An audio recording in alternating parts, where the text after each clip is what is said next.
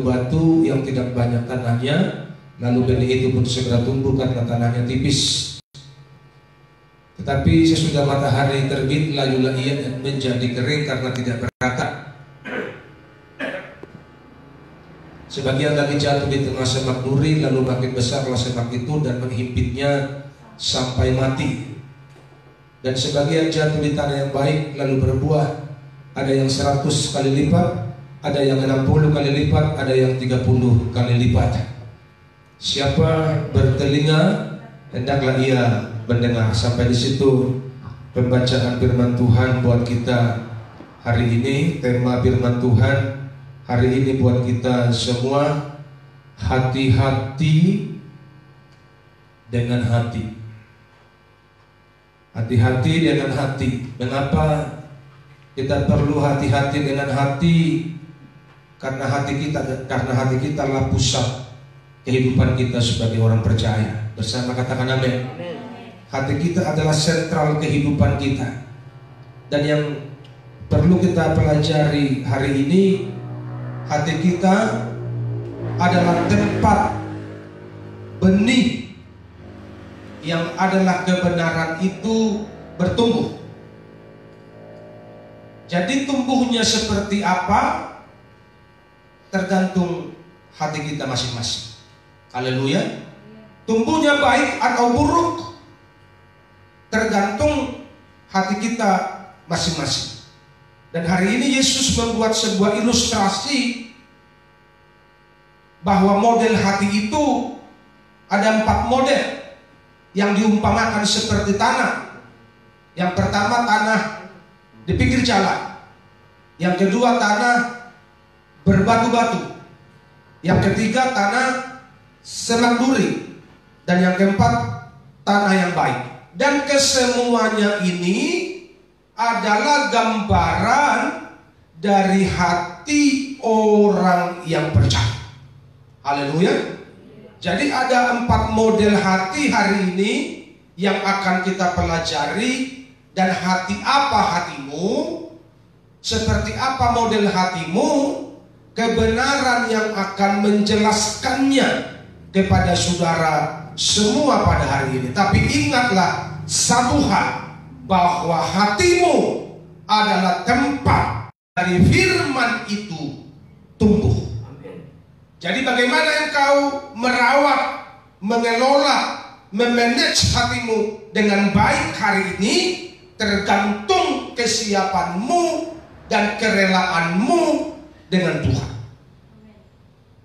Model yang pertama, pinggir jalan.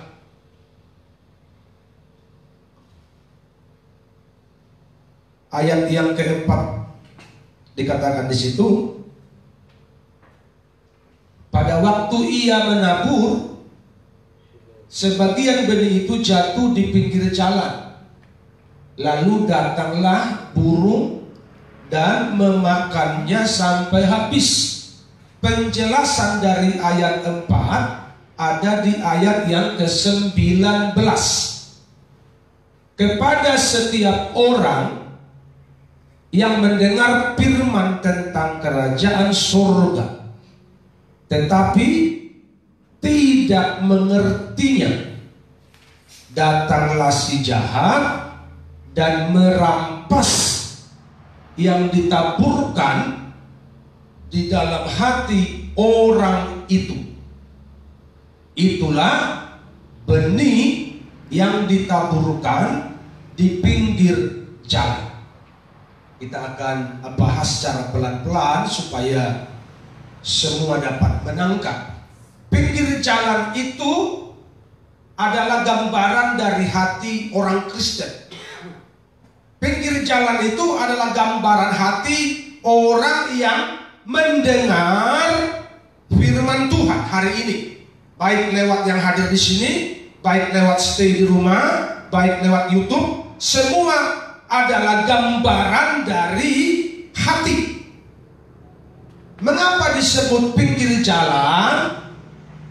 Karena mendengar firman tetapi tidak mengerti. Jadi itu penjelasannya. Mengapa disebut pinggir jalan? Karena dia mendengar tetapi tidak mengerti. Bukankah kita orang Kristen, Pak? Harusnya kita akan mengerti. Tapi Tuhan sudah menggariskannya di sini. Artinya akan ada orang-orang Kristen yang walaupun rajin dengar firman Tuhan, tetapi mereka tidak dapat mengerti kehendak Tuhan. Betul apa salah? Mengapa tidak mengerti? Tanya lagi. Karena tidak memberi hati buat Tuhan. Jadi mengapa banyak orang tidak mengerti firman? Karena mereka tidak memberi hatinya buat Tuhan. Jadi kepada siapa dong Pak hatinya diberi? Kepada suka-sukanya. Haleluya. Jadi kalau kita tidak beri hati buat Tuhan, tidak beri hidup buat Tuhan, dengar baik-baik, firman Tuhan akan menjadi sekedar informasi. Saya ulangi, kalau kita tidak beri hati buat Tuhan, kalau kita nggak beri hidup buat Tuhan, maka firman Tuhan yang kita dengar menjadi sekedar informasi. Jika kita tidak memberi hati dengan serius. Jadi kalau hati kita tidak kita beri dengan serius buat Tuhan, maka firman Tuhan yang kita dengar itu hanya sekedar informasi, sekedar berita, sekedar kabar dari mimbar yang hanya menyejukkan dan hasilnya sampai di situ aja. Kenapa? Karena tidak mengalami peningkatan pertumbuhan rohani. Kenapa? Karena tidak mengerti. Kenapa nggak mengerti? Karena belum memberi hatinya buat Tuhan. Apakah hari ini engkau beri hatimu buat Tuhan atau tidak? Engkau yang tahu dengan Tuhan. Jadi firman Tuhan menjadi seperti berita di TV. Headline news hari ini, Bapak Ibu dan Saudara, kira-kira begitu kata pembawa berita. Dan seperti itulah kira-kira model firman Tuhan yang kita dengar. Begitu kita dengar, ya berlalu begitu saja, lewat begitu saja. Kenapa? Karena tidak mengerti. Burung yang memakan benih itu adalah gambaran si jahat yang merampas, mengganggu, tidak memberi kesempatan untuk benih itu tumbuh di hatimu. Jadi iblis itu caplok firman, seperti burung yang memakan benih di pinggir jalan, dimakan langsung. Kenapa? Karena memang model hati kita adalah hati yang pinggir jalan, hati yang serampangan, warna ke pinggir jalan, namanya aja pinggir jalan, semua ada di situ. Haleluya. Hasilnya adalah Kristen bantet. Itu model Kristen yang pertama menurut saya. Kristen bantet sudah karatan, ikut Tuhan, tetapi tidak mengalami pertumbuhan. Jangankan pertumbuhan, benihnya aja belum sempat tumbuh. Betul begitu kan? Benihnya aja belum sempat tumbuh karena langsung dimakan sama burung, langsung dirampas sama si jahat. Jadi taruh firman dengan firman langsung lewat, belum sempat tumbuh. Jadi saya sebutkan ini yang pertama ini, pinggir jalan ini adalah Kristen bantet, sudah karatan. Gimana kekaratan? Dari lahir pun sudah Kristen, opungnya pun Kristen, bapaknya mamanya Kristen, dia lahir di Kristen, dibaptis di Kristen, tapi tidak mengalami pertumbuhan. Namanya Kristen bantet. Yang kedua, berbatu-batu. Tanah yang berbatu-batu. Sebagian jatuh di tanah yang berbatu-batu, yang tidak banyak tanahnya. Lalu benih itu pun segera tumbuh karena tanahnya tipis. Ayat 6. Tetapi sesudah matahari terbit, layu ia dan menjadi kering karena tidak berakar. Penjelasan dari ayat 5 dan 6 ini ada di ayat 20 dan 21. Benih yang ditaburkan di tanah yang berbatu-batu ialah orang yang mendengarkan firman itu dan segera menerimanya dengan gembira. Ayat 21, tetapi ia tidak berakar dan tahan sebentar saja. Apabila datang penindasan dan penganiayaan karena firman itu, orang itu pun segera murtad. Ini benihnya firman itu tumbuh sebentar. Dia terima dengan sukacita, dia bilang amin, haleluya, puji Tuhan. Dia semangat berglori. Tapi begitu pulang ke rumah, ketemu masalah, ketemu persoalan, ketemu himpitan-himpitan hidup, mulai ragu, mulai cemas, mulai bingung. Betulkah firman tadi? Benarkah itu? Dan 1, 2, 3 hari jatuh. Tidak tahan terhadap penindasan. Jangankan penindasan, tidak punya uang saja sudah nggak tahan. Betul apa salah? Haleluya. Jangankan penindasan, tidak punya uang aja sudah bingung, apalagi penindasan dan penganiayaan. Jadi ini konteks zaman Tuhan Yesus, zaman Rasul. Memang ikut Tuhan itu mengalami penindasan, mengalami penganiayaan. Kalau sekarang orang banyak teraniaya karena nafsunya sendiri, karena keinginannya sendiri, sehingga dia banyak mengalami masalah. Jadi benihnya tumbuh sebentar saja, tetapi tidak tahan menghadapi tantangan. Kenapa nggak tahan? Karena nggak berakar. Kekristenannya tidak berakar, pondasi imannya tidak kuat. Kenapa? Karena tidak tahan bermasalah, karena tidak siap bermasalah, karena tidak mau bermasalah. Maunya yang enak-enak saja ini, maunya suka-sukanya. Kalau dibilang ikut Tuhan diberkati, aminnya biasanya paling kencang ini.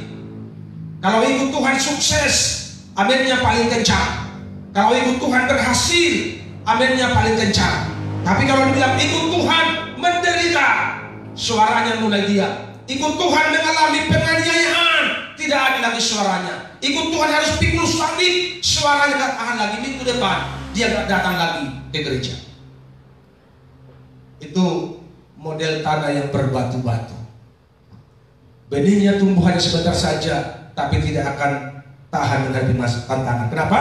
Karena tanahnya berbatu-batu, yang adalah gambaran hati yang tidak beres. Isinya apa? Kebencian dan sakit hati. Isinya apa? Perkara-perkara dunia, ambisi. Ikut Tuhan suka-suka dan tidak mau diproses. Jadi ikut Tuhan suka-suka, kebaktian pun suka-suka. Biasanya orang macam begini kebaktiannya Natal sama Paskah. Itu model seperti ini. Hasilnya adalah Kristen cewek. Ini menurut saya yang selalu butuh diperhatikan. Jadi kalau ada masalah, kalau nggak dibesuk ngambek, nggak gereja, nggak diperhatikan ngambek. Ini model tanah yang berbatu-batu ini karena hatinya belum bersih. Jadi Kristen cengeng, Kristen cengeng itu Kristen yang kedua, tanah yang berbatu-batu. Yang ketiga, semak duri. Ayat 7, sebagian lagi jatuh di tengah semak duri, lalu makin besarlah semak itu dan menghimpitnya sampai mati. Penjelasannya ayat 22. Yang ditaburkan di tengah semak duri ialah orang yang mendengar firman itu, lalu kekhawatiran dunia ini dan tipu daya kekayaan menghimpit firman itu sehingga tidak berbuah. Benih itu bertumbuh, umat Tuhan, tetapi dia bertumbuh bersama dengan tumbuhnya kekhawatiran. Benih itu bertumbuh bersama dengan tumbuhnya ambisi untuk kaya, tipu daya kekayaan, tipu daya mamon. Jadi mereka bertumbuh bersama-sama. Dan Alkitab berkata, rupanya kekhawatiran dan tipu daya itu lebih kuat, sehingga dibilang oleh firman Tuhan menghimpit benih firman Tuhan itu. Tempat benih itu tumbuh adalah hati.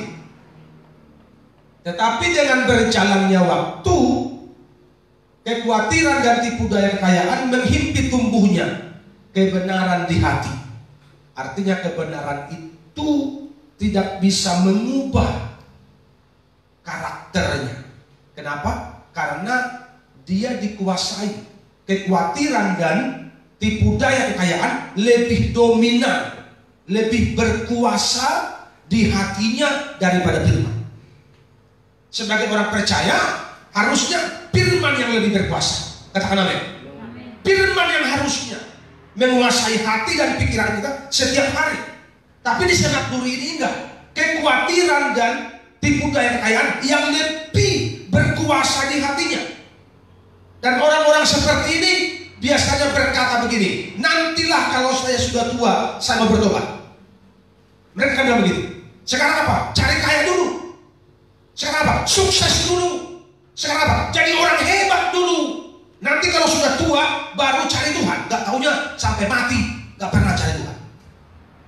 Itu orang-orang yang semak duri. Begitu apanya dalilnya. Nantilah itu ikut Tuhan. Sekarang apa? Kerja dulu, lembur dulu, bisnis dulu, supaya kita kaya. Nanti kalau kita sudah kaya, banyak tabungan, banyak deposito, baru kita cari Tuhan. Artinya kekhawatiran dan tipu daya kekayaan lebih kuat berkuasa di hati orang percaya yang semak duri ini, sehingga kekristenannya tidak berbuah, sempat tumbuh, tapi terganjal oleh masalah kekhawatiran, tipu daya kekayaan, pengen kaya, makanya lembur terus sampai minggu pun kerja, minggu pun usaha, minggu pun dagang, minggu pun geladang, karena pengen cepat kaya. Gak taunya gak kaya-kaya juga. Betul apa salah? Hasilnya adalah Kristen mandul yang tidak produktif, tidak berdampak. Jadi ini Kristen mandul yang hanya memenuhkan gereja, yang hanya mengisi kursi kosong, tapi mereka tidak bisa berbuat sesuatu untuk pekerjaan Tuhan. Kenapa? Karena mandul, karena mereka dikuasai oleh ambisi kaya, oleh roh mamon, oleh kekhawatiran. Mereka dikuasai oleh itu. Walaupun mereka aktif di gereja, mereka tidak bisa berbuat apa-apa untuk pekerjaan Tuhan, karena mereka tidak dikuasai oleh firman, tidak dikuasai oleh Roh Kudus. Harusnya orang percaya itu yang menguasai mereka adalah firman dan Roh Kudus. Katakan amin. Kalau ini enggak, terbalik, kekhawatiran dan tipu daya. Makanya mereka tidak bisa berbuah, jadi mandul. Yang terakhir,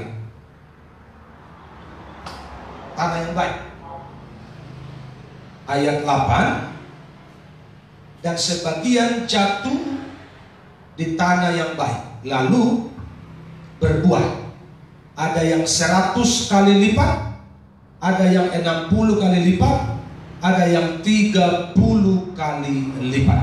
Penjelasannya ayat 23. Yang ditaburkan di tanah yang baik ialah orang yang mendengar firman itu dan mengerti, dan karena itu ia berbuah.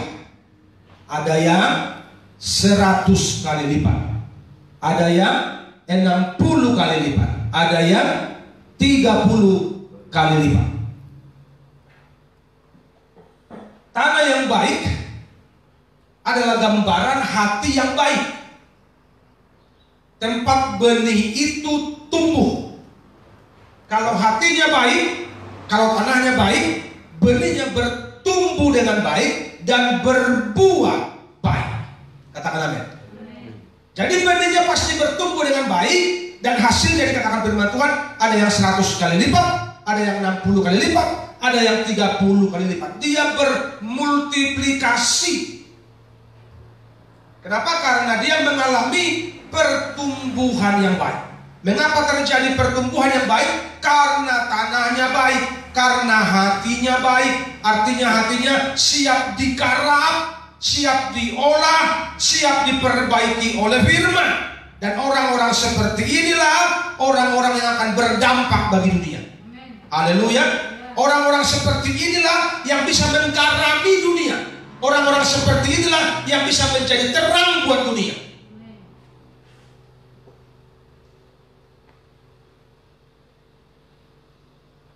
Jadi bertumbuh apa tidaknya kekristenan kita bergantung pada sikap hati kita.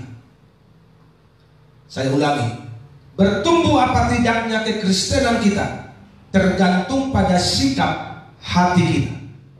Orang yang hatinya tidak baik akan menjadikan himpitan, kekhawatiran, atau si jahat menjadi alasan untuk tidak berbuat. Dia akan cari alasan. Pak, sebenarnya saya pengen ke gereja, tapi begitu bangun pagi, anak saya sudah menjengkelkan, suami saya sudah begini, anak saya begini, ternak saya begini, ladang saya begini, segala macam. Dia selalu mencari alasan untuk membenarkan diri. Itu kalau yang hatinya tidak baik. Katakan amin. Tapi orang yang hatinya baik, dia tidak akan menjadikan yang di luar ini alasan. Apa yang dibuat, dia persiapkan hatinya untuk mencari Tuhan. Haleluya. Dia persiapkan hatinya. Dia tidak terkontaminasi oleh pengaruh-pengaruh buruk dari luar, sehingga pada waktu kebaktian dia konsentrasi dalam mencari Tuhan. Dia gak bikin alasan, oh lagi jaga burung di ladang, lagi ini, lagi ini. Dia gak bikin alasan. Dia atur semuanya. Dia kelola dengan baik hatinya supaya pada waktu jam kebaktian tidak ada lagi alasan, tapi dia siap duduk di kaki Tuhan untuk mendengar dan merenungkan firman. Hasilnya adalah Kristen yang benar. Ini yang keempat, Kristen yang benar. Yang apa? Bertumbuh baik, berbuat baik. Jadi dari 4 model tanah ini, yang adalah gambaran orang Kristen. Biar setiap kita yang ada hari ini, dan harapan saya, saudara yang ada di rumah hari ini, engkau menjadi nomor 4 Kristen yang benar, yang bertumbuh baik, berbuah baik. Kenapa? Karena kau beri hati untuk Tuhan. Haleluya.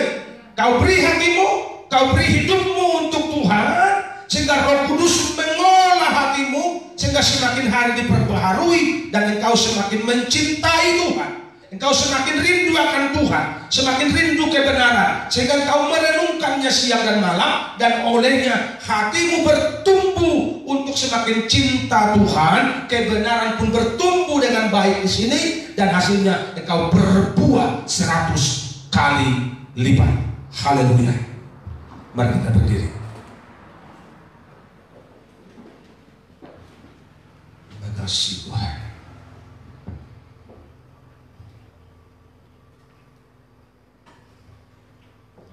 Haleluya. Ku renungkan firman-Mu siang dan malam, ku pegang perintah-Mu dan ku lakukan. Engkau tahu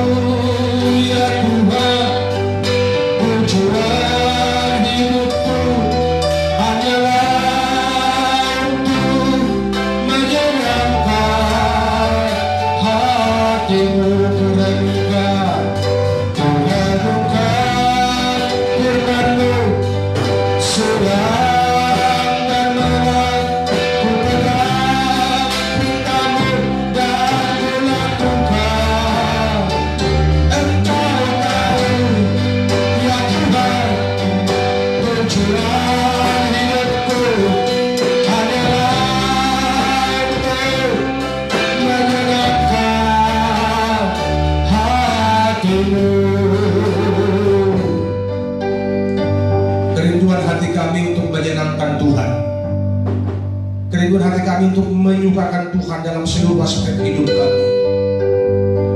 Sebab itu biar kebenaran ini kami renungkan Tuhan Yesus, dan kami mau hidupi di hidup kami, sehingga kami tidak menjadi seperti tanah pinggir jalan. Kami tidak menjadi seperti tanah berbatu-batu.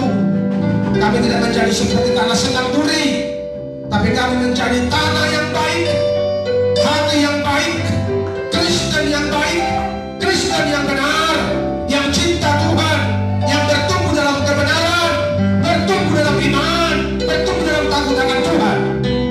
Terima kasih Bapa, meteraikan firman-Mu dalam hati kami dan dalam pikiran kami hari ini, untuk kami lakukan setiap hari.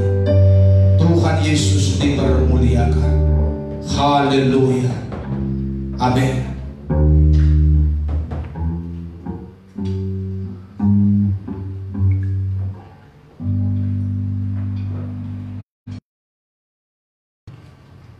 Beri persembahan buat Tuhan, pengumuman buat kita, minggu depan kita biasa. Setiap hari ada program snack rohani di channel YouTube saya. Saudara bisa tonton setiap hari untuk menambah inspirasi dan semangat untuk berjuang menghadapi hidup ini. Kita jalankan persembahan. Hanya ini Tuhan.